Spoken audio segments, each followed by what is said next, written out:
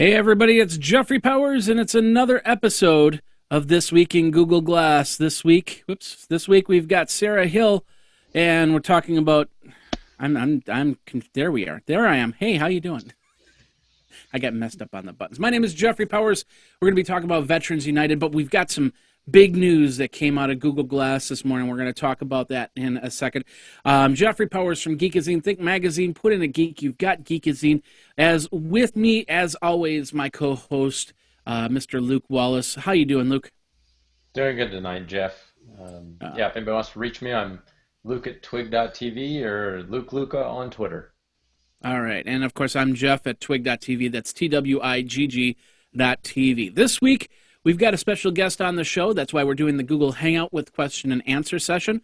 So if you've got a question, feel free to ask it in the question area. Of course, it's got to pertain to what we're talking about here, because there seems to be people that have been asking questions that didn't pertain to what we're talking about. But anyway, we've got Sarah Hill from Veterans United. You're calling yourself a brand journalist, though, here. Say hi to the Hello. audience. Good to see everyone. And tell everybody your official title. Yeah, I'm the chief storyteller for Veterans United, and I tell stories about veterans and military families. I'm also a human media strategist, and human media is what we are partaking in right now. We are not chatting with each other's avatars. We are interacting face-to-face. So thanks for letting me be here and talk. No, not a problem. Thanks for coming to the show. We always love guests, because that way we don't have to talk too much ourselves. So, like I said, we're going to get into the question and answer here really quick. But first of all, a little bit of news that came out of Google Campus. Actually, the Financial Times found it, and Google made the confirmation today that a new version of Google Glass is coming out. And actually one that's going to be used for prescription and also have the ability to actually hook up a monopod into the earpiece. And they're saying that anybody that has glass right now has the ability to do the one up. And they also will have the ability, and I got this in the email today, you'll have the ability to invite 3 people into Glass Explorers. Now, to be part of the Glass Explorers, you don't have to travel to LA, San Francisco, or New York, which is a good thing, but there is still that big price tag of $1,500. So people can invite other people into the Google Glass program. What we're doing here on twig.tv is I've got 3 invites. So I posted it up on my Google Plus page. All you have to do is tell us a story. Why do you want Google Glass? What would you do with your Google Glass? Don't say, I take pictures, because that's just not going to cut it. Tell me what you're going to do with it, just like if I had glass. It's got to be at least a paragraph or 2. And then we've got 14 days, so we'll take a look at some of them next week and make some picks as to who I'm going to choose for my Google Glass, my 3. Luke, are you going to do the same thing, or you already got people on your line? Yeah, some of mine may already be spoken for, but any that are left, I'll definitely donate, and we'll get them out to people for Twig TV. It's been fun being in the program, and yeah, if anybody else wants to have that opportunity, we want to help them out. All right, perfect. Now, really quick, the question that just comes to mind, and Sarah, we'll start with you here. Mm-hmm. Will you trade up your first generation Google Glass for technically, it probably won't be a second gen, let's say version 1.2, because there's going to be some changes on it. It's going to have a better processor. It's going to have a better battery. At least that's what everybody's figuring out on this. But of course, if it has that monopod headphone on there, that's going to be a big change. But do you want to stay at your revision 1 and be original, or do you want to go for the step up? Hard to believe that you actually be wearing an heirloom when you've only had it for I got it in June, July, August, September, October, November. In 5 months, it becomes antiquated in an heirloom, right? Who would have thunk? Yeah. I guess I'd have to know. As far as trading up, are they saying that I would have to? I mean, there's no way that I can install that software from the new on mine, is there, or retrofit it in some way that it can be like the new one? I mean, do I have to give up the original one totally? My understanding is yes, you would basically they'd send you an RMA box. Well, I think it'd And be I just wouldn't like have to pay for that. It'd be free. well, I think it's the one process or two. Either they send you an RMA box, you send them the Google Glass, and then they come back. I'm not 100% sure. I'm just guessing Hmm. at this point, Yeah, but if I'm it was guessing free, absolutely, I'd be happy to. I obviously would want to try it. And if it has a plug-in for a headphone jack, is that what you're saying? I definitely like that. it has a. It says that there's a mono bud attachment to Okay. it, so I'm Yeah. guessing it's going to be right back here and go right Yeah, into the because ear. I know one of the feedback that I'm sure you guys have given, I've given as well, is that it's difficult to hear, and a lot of times I find myself cupping, the back of my head in order to Mhm. hear. So that would definitely be an upgrade and one that I would definitely want to check out. All right. Well, I'm looking at there's actually a FAQ page here, so let's go through it really quick. First of all, you had to have the device before October 28th, 2013. Check. Once the program is open, you have 60 days to register for your exchange. So you have, I believe, well, that would be until the end of December Hmm. to say yes, I want to make my change. You're entitled to keep your original device subject to the warranty terms you agreed at the purchase. If you don't want to swap, your warranty will expire 1 year after your original date of purchase, or in my case, when my fifth pair showed up. You do not need to sign up. They'll notify explorers in November. Oh, so once you get notified that you can do the exchange, you've got 60 days to say yes or no, and it's a one-time opportunity to switch colors if you want to do that as well. My So, question is how long are you going to be without the device? Because we use ours all the time for virtual tours for veterans, mhm, and I would want to be without it for a yeah. while because that means I mean, obviously we can get Glass Explorers, but I would want to know how long I'd be without the device. Does that say that in the FAQ? No, but they'll probably go with their regular return policy. And like I said, there's going to be one of two options. One is they'll send you an RMA box, you send the glass back, and then they'll send you the new pair. Or two, you plunk down another $1,500 on a credit card just for hold. They send you the pair, you send them the Hmm. return pair, Gotcha. and then they take the hold off the credit card. I'm Hmm. guessing that's how they're going to do it. It just makes the most sense. Hmm. Gotcha. So. But Luke, what do you think? Do you think are you going to wait for specs to come out on this, or are you going to just keep on revision one pair of glass? I'm probably going to do the upgrade as well. Yeah, it is really tempting to keep the, version one and always have, like this, because they're probably going to change how it looks a little bit too, or that's kind of what people are guessing since they're saying it'll be a new model. So it's really tempting to just keep the old one. But yeah, I agree that with, if there's a mono speaker attachment, kind of mono earpiece, um, hopefully it's a stereo jack so that maybe someday you could get one in both ears and be listening to music this way. Yeah, Um, but yeah, I think I'd really want to go with the new one because eventually they'll drop support for the old one or something, and I might also want to change the color. So it might be, once we see what the new colors are. So to have a faster processor, maybe a better camera, who knows what else they might put in there. yeah, I think it, and this also means that this version that we're wearing won't ever really be sold to the public. So if there's any sort of limitation on it, you know, it's going to become fewer and fewer people over time, and you're just going to yeah. have this older device. So although it's a classic and it could be this collector's item, I think An I'd end heirloom. up just upgrading. Yeah.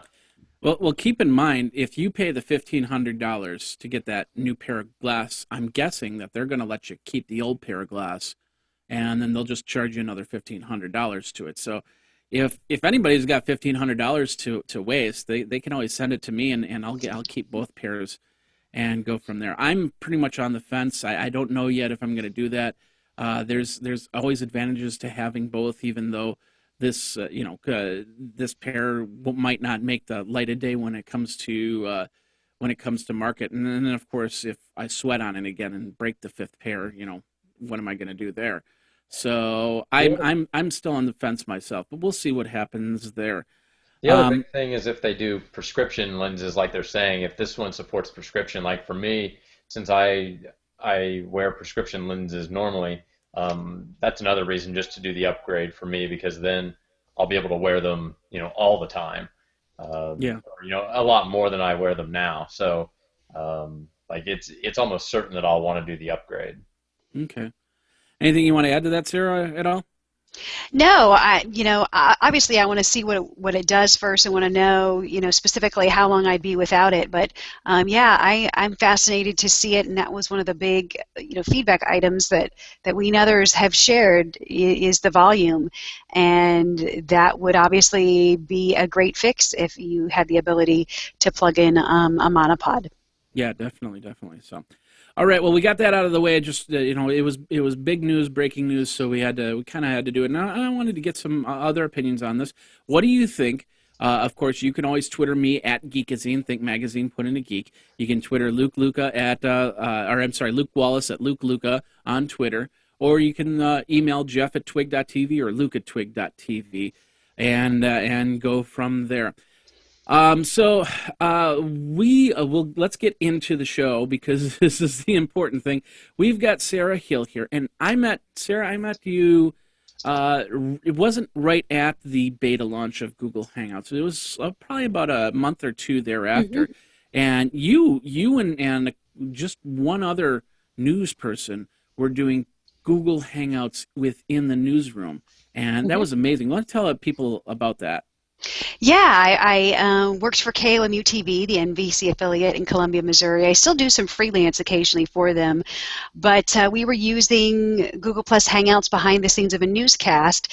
We always had a text-based social channel. During a live broadcast, you're always communicating with the public via text-based. Like right now, Jeffrey and Luke, I'm sure that you guys are doing text-based comments on Twitter, on Facebook, or on Google+. This is a new layer of media, a new layer of social media that I like to call human media, because we're interacting face-to-face. And primarily that experience then launched me into a great interest in the value of relationships in social media, and how interacting with people face-to-face is a deeper level of engagement. Not that I wouldn't like to chat with your avatar, Jeffrey Powers, but I can see you nodding your head. I can see whether or not you're making eye contact. I can see your beard. I see all of those name tags on your wall, all of the layers of miscommunication that peel away when we're interacting with each other face-to-face. So now with my work with the Veterans United Network, we're doing the similar things. We have shows. We're interacting with veterans and military families.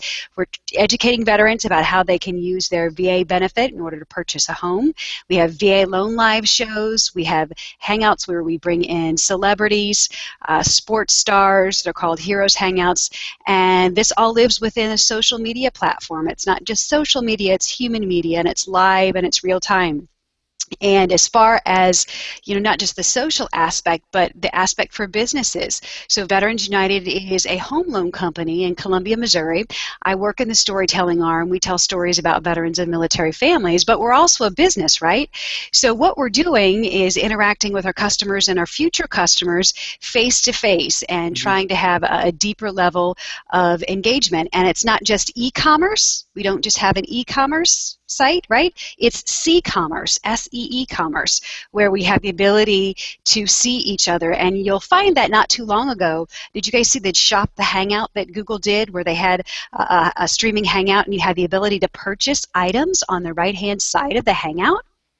If you haven't seen that, I posted about it. Just Google Shop the Hangout and it'll pull up. Amazing example of C-commerce right there, and the way this platform might be headed. Helpouts, as you know, is a new layer of Hangouts, which allows you to offer business services within a Hangout. So what will this little human media space do? It puts a face on every single text-based website, and you have the ability not just go to a website and shop their still photos or find what you need. You have the ability to have a live person interact with you face to face, and you will find more and more sites do that once that commerce layer is enabled. Who knows, sometime in the future within a Hangout. So I call that C-commerce. Okay. Wouldn't that be more of a scripture? Because I came from help desk background, so We started in a help desk background. There was no scripts, and then somebody came up with the idea, hey, what would happen if we put all these scripts together? So if somebody asks a question, we've got the answer to that. Does this bring up in the C-commerce kind of like a script-driven video thing? So if you've asked a certain amount of questions, you get to a not a real person, but a prompt that looks like a real person, acts like a real person, and tries to answer that question. Yeah, and there are video FAQs now, but what this is more of relationship driven for businesses. So take our business, the home loan business. There are some customers that we're dealing with for a year. Obviously, we're helping them with their credit, helping them understand their financial background. So the ability to interact with somebody face to face beyond just emails or a telephone call where you never see their face. You might not see that they use a wheelchair. You might not see that they have a vision impairment, or perhaps they have a newborn baby that they're cradling in their arms. All those different layers that businesses really need to pay attention to in order to develop closer relationships with their customers. So I'm not saying C-commerce is for every single site out there if you're wanting to buy a pair of shoes or something like that.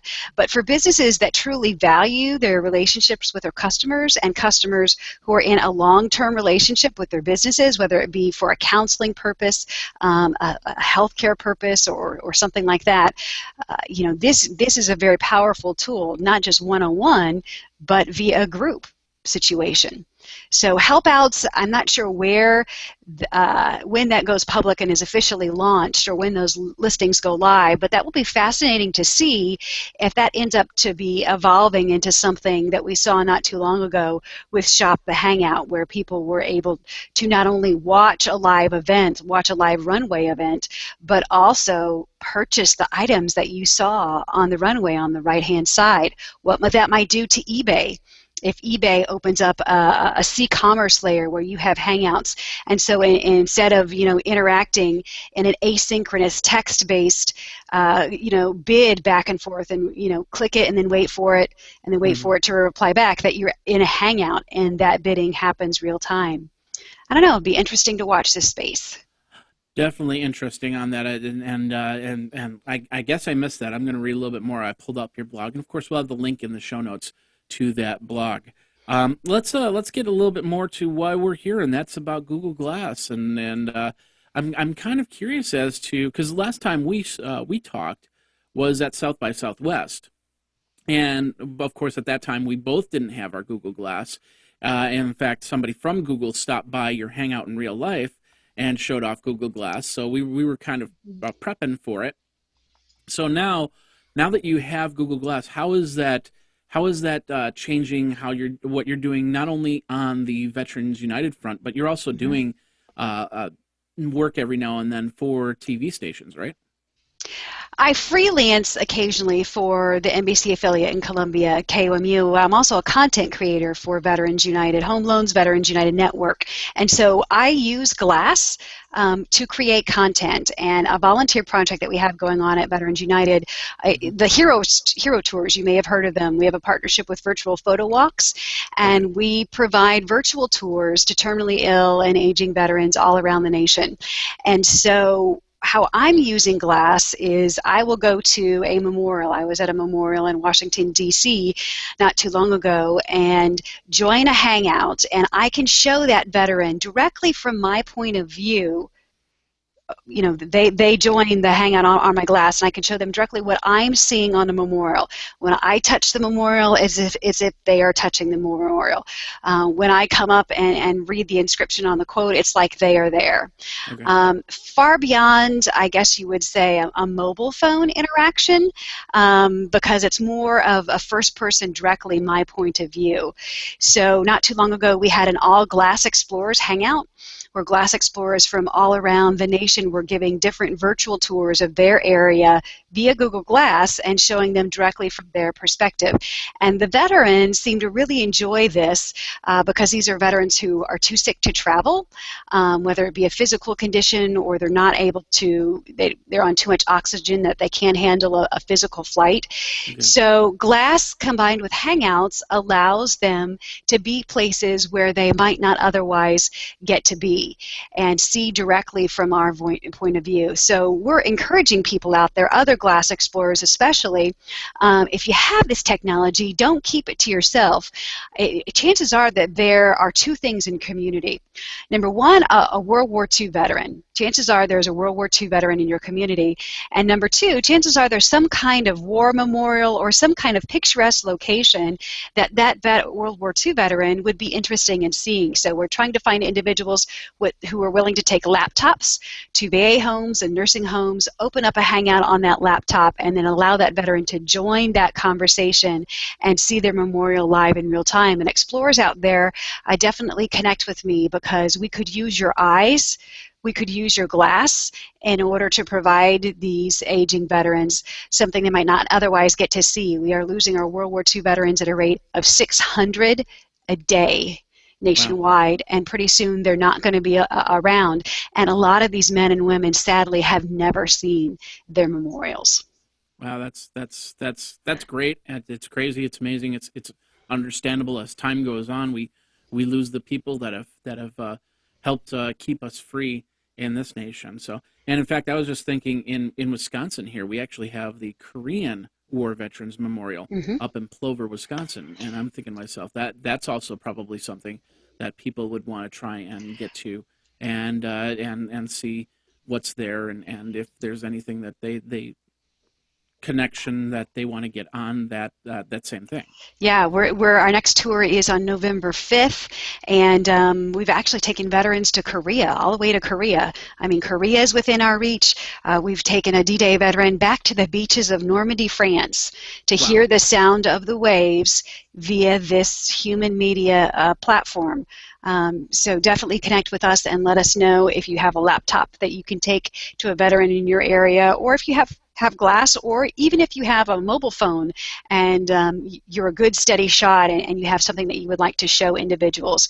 Perhaps it's the Golden Gate Bridge, perhaps it's the Statue of Liberty. All of those things are things that veterans obviously would be interested in seeing. All right.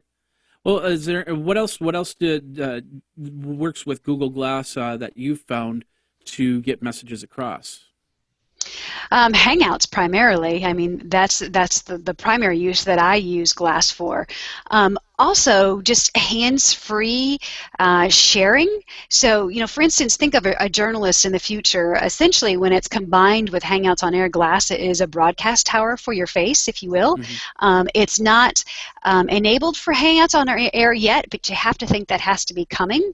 Yeah. And a television person would have the ability to route that Hangout through the control room and then go on the air. So what this does, this hands-free device does for a journalist, is essentially allows them to walk through a breaking news event and not only capture those images live and share them to their social networks, but to allow other individuals into that conversation as well to contribute to what that reporter is seeing and hearing. So it's kind of like a group live shot, if you will.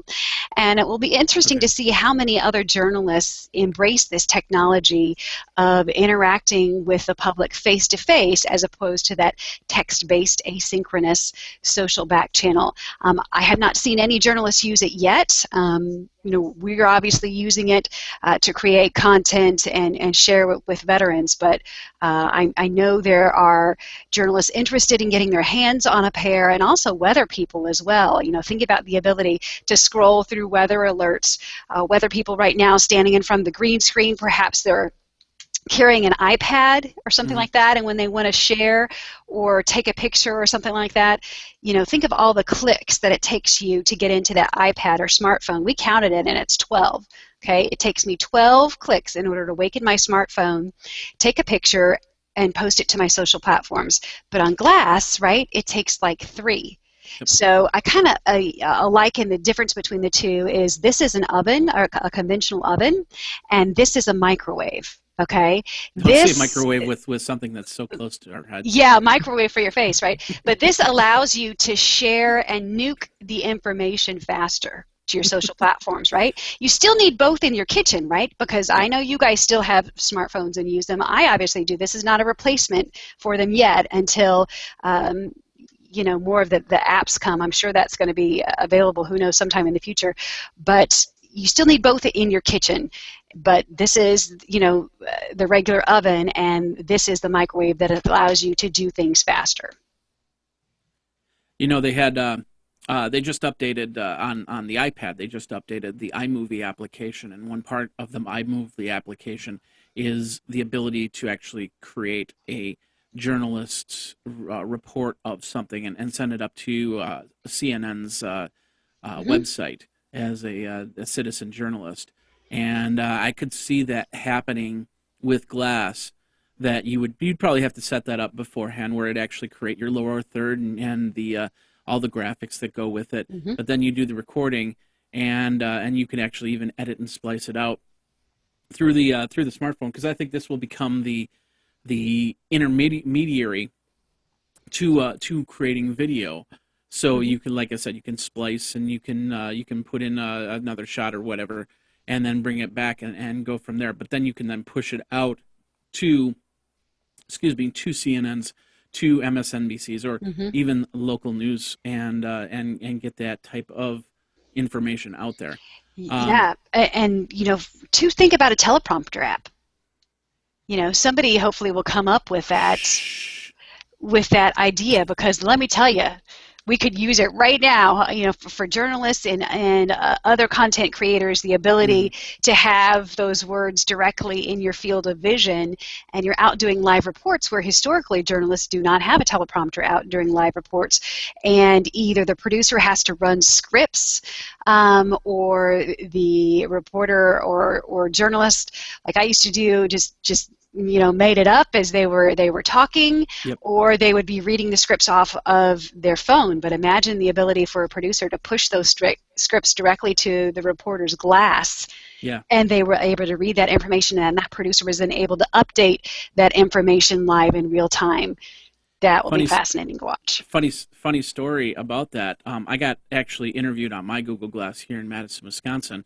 And it was actually by Michelle Lee, which you might know from the Missouri area, because she moved up here about 3-4 months ago. So she actually interviewed me on Google Glass, but I remember her trying to do her intro scripts, the teasers and stuff like that. She was trying to get her smartphone, but in the end she had to hold it down and look like she's just talking straight up to the camera. And even right now, trying to formulate words in my head, that's tough to do. So it could be even worse. So yeah, teleprompter for Google Glass is something I've been thinking about myself, and I would. It's not surprising that other people didn't have that idea there. So politicians, politicians would love that.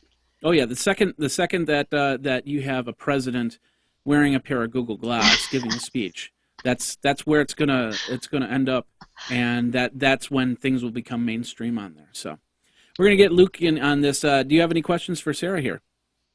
Yeah, I was kind of wondering what the reaction has been. You kind of talked about the method of getting this video, to veterans, and these kind of live hangouts that you do, and really let them see through your eyes at the memorials.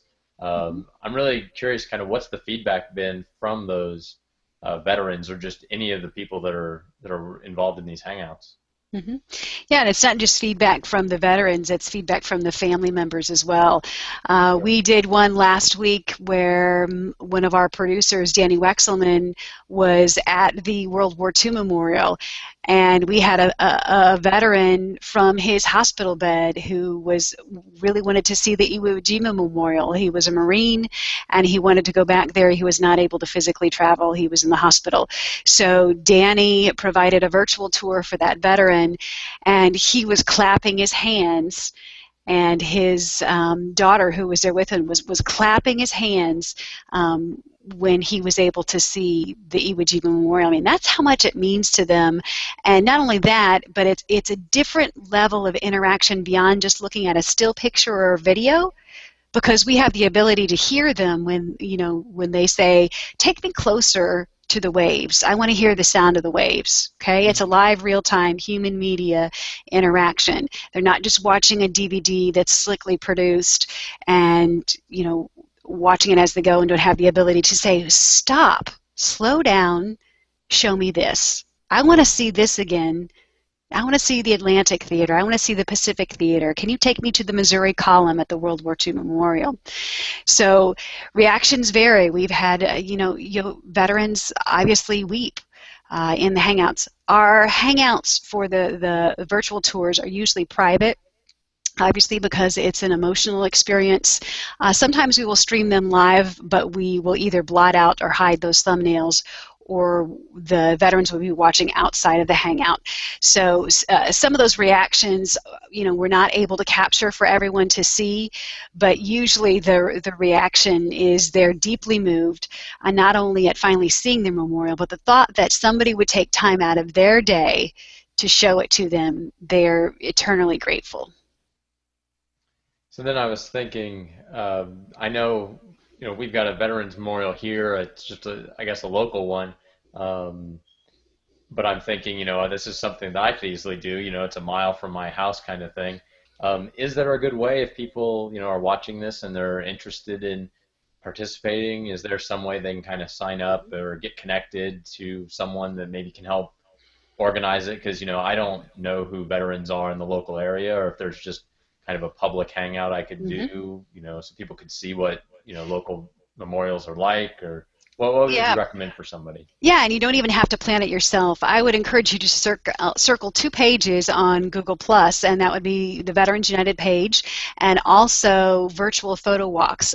We are 2 entities who are doing precisely what you describe, and we have regular hangouts where we are showing individuals sites they might not otherwise get to see. So you could do it yourself, or you could join one of our hangouts, or you could take a laptop to a veteran at your local nursing home and join one of our hangouts. It doesn't have to be hosted all by yourself. We do this all the time and are happy to have you, if we have room in our thumbnails in there, to either watch or to interact live. And you can check out the Virtual Photo Walks website. That's virtualphotowalks.org. Myself, John Butterill, Bruce Garber, Laurent Jean-Philippe in France, Jimmy Gardner in Washington, D.C., Monique in D.C. as well. We have videographers who've taken us to the USS Arizona and Pearl Harbor in Hawaii, all over the beaches of Normandy, France. This is a global magic carpet that will take you around the world or around the block in a matter of seconds. And just really excited about what the future holds, about our ability to provide these veterans something that they had kind of given up being able to see. I mean, imagine losing your best friend and never having the ability to see their memorial or to go to their grave site. I mean, that's what a lot of these veterans have experienced. So the fact that someone would take time out of their day to show it to them is, a very moving experience for them. So, and is it more than just doing the hangout? Has anybody ever said, "Here, I'd like to see the person's grave, for example, and here's their Medal of Valor," or something like that? Can you place that on their grave? Yeah. Do you do something like that? Well, for instance, if at the Vietnam Veterans Memorial, where we've had virtual tours before, there's a veteran that wants to see an individual's name on the wall. So you have the ability to look up their name in the book as you walk into the memorial, and then you're able to find it and show that individual. We would love to do this at Arlington in the future. Arlington National Cemetery, we have not been at the gravestones. We have shown our veterans the changing of the guard, because that's something that they wanted to see. But yes, all of that is absolutely possible. If there's somebody who wants to see their grave site at Arlington, or wants to see a specific name on the wall and they're not able to get there, Obviously there are volunteers with glass, without glass, with laptops who are ready and willing and able to provide that for them. Is this a profit or nonprofit organization? It is a nonprofit. This is a volunteer endeavor among Veterans United, but Virtual Photo Walks it's 501c3 pending. So they have their paperwork in, but with the shutdown and with the delays and everything, they're still waiting to be approved. They applied, probably about 10 months ago or so. So I imagine it should be coming in, but they are 501c3 pending. Okay. Virtual Photo Walks. So there's no place that people can send donations at this present time. But yes. Yeah, there is. You can go to virtualphotowalks.org, and they have a Donate Now button on there. And those donations, when you're 501c3, as I understand it, I'm not a lawyer, but are tax deductible. Okay, perfect.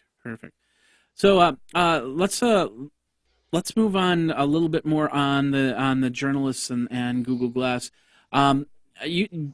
Is there anybody out there that, Luke, and you can answer this too, is there anybody out there that you know of that actually has and is using a pair of Google Glass in their newscasts or anything like that? Well, I'm using it. We use it during our shows on Veterans United because you're able to curate the comments live. Now, I haven't been using it lately because before didn't have volume control. You guys remember that before we got the volume button? So whenever I'd be during a live broadcast and someone would tweet you or something like that, your glass would go off and it would interrupt, the mics. But now that there's volume control, everything that we do as journalists with the text-based social back channel, you have the ability to do that with clicks here and see that information come across your face. So during a live broadcast, that was the first thing we did when we got a pair, was use them during a live newscast. It's called VA Lone Live, and it airs on Thursdays at noon each week, and we curated comments directly from our face as opposed to having our head in a laptop. Yeah. So this is broadcast on air on KOMU, or? No, this is broadcast on YouTube. Oh, okay. Veterans United Network. If you go to youtube.com/Veterans United. Okay. Yeah, I was asking, somebody from the 6 o'clock news, 10 o'clock news. If I'm not aware of any TV newsies who are using glass, but if you are, correct me if I'm wrong, because I'd love to hear about your use cases. Yeah, we would too. Luke, do you know of anybody? I haven't seen it here. The news people are just getting around to using iPads and all that kind of stuff to connect with people. So I think, and I mean, right now they're honestly very hard to get. So I think that might be what's holding it up. But yeah, I haven't seen anything. Haven't seen any of the news people using them yet. And I don't know, is the world ready for a news anchor to wear glass? I think so. Obviously, any tools that allow you to more closely connect with your audience, and think about the ability for the audience to tune into a hangout and see directly from your glass your perspective of that newscast with the floor directors and the behind the scenes. That might be fascinating for people to watch. I don't know. There'd be a lot of lights that would be involved in that. There would. Yes, there would.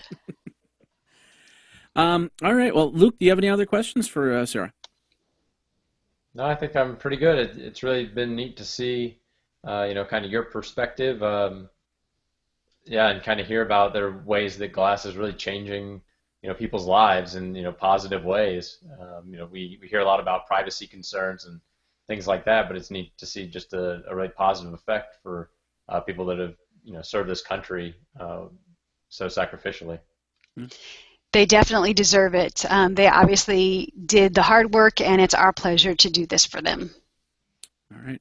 Well, I have one last question. Are there any third-party apps that you've put onto your glass that you find that you cannot live without? I mean, for me, it's been that Kitch Me app where I can catch up recipes to cook for the evening. So anything that you've put on your glass? The Winky app, right? That allows you. Are you winking at me? No. I am. That allows you to wink and and take a photo. Also, Google Sky Map is pretty cool, that maps the stars. And so wherever you look, it maps the stars. And then I'm a big fan of one called Full Screen Beam. That's Full Screen Beam. Google it, and it allows you to share directly to YouTube. So you do a video, and then you have the ability to share directly to YouTube, which obviously for a video creator is pretty handy. Yeah, I just did a, I don't know if you guys saw this, but I did a through glass this afternoon. I put together a peanut butter and bacon sandwich, and I ate it through glass. And I put that, and that's the one thing that bothers me is like, I send it to the public, and then I download it to my computer, and then I upload it to YouTube, and then I share it back up on Google Plus. So it'd be nice to actually just be able to share straight to YouTube. You can, Full Screen Beam. It's not one of the officially approved apps, but you have the ability to load it on there, and it says, just gives you a prompt like, do you know you're installing something that's not approved? But it's worked. Sometimes you have to uninstall it and reinstall it, but that happens with some of the apps on glass as well. And you know, this is the Model T of wearable computers. It doesn't have heated seats or windshield wipers yet. We're all learning how to drive it. Yep. So, you know, that's just one of the things.